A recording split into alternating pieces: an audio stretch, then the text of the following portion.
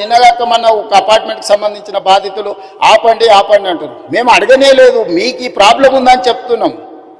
మీకు సమస్య ఉంది, సమస్యను ఎట్లా కావాలనో చేయండి అని అంటే మీరు దాన్ని ప్రచారం కోసం వాడుకోకండి.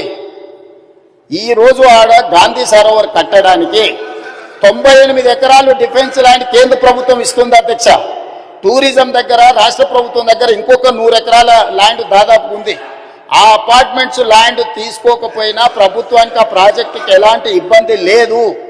ఆ ప్రాజెక్టులో ఆ అపార్ట్మెంట్స్లో ఉన్న మిత్రులకు నేను చెప్పేది ఒకటే, 2005-06లో మీరు పర్మిషన్ తెచ్చుకున్నప్పుడు అది చిన్న నాలా కింద చూపించి 9 మీటర్ల బఫర్ జోన్ చూపించి మీరు అనుమతులు తెచ్చుకున్నారు.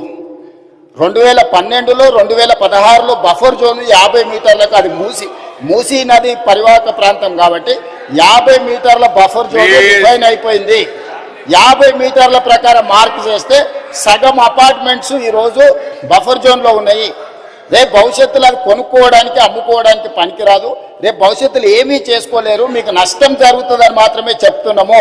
వాళ్ళకి ఇష్టమైతే ఆ ల్యాండ్ ప్రభుత్వ అభివృద్ధిలో భాగస్వామ్యం ఇప్పుడు చేస్తే వాళ్ళకు నష్టపరిహారం ఇచ్చి ప్రత్యామ్నాయం చూపించడానికి మాకు అభ్యంతరం లేదు అధ్యక్ష.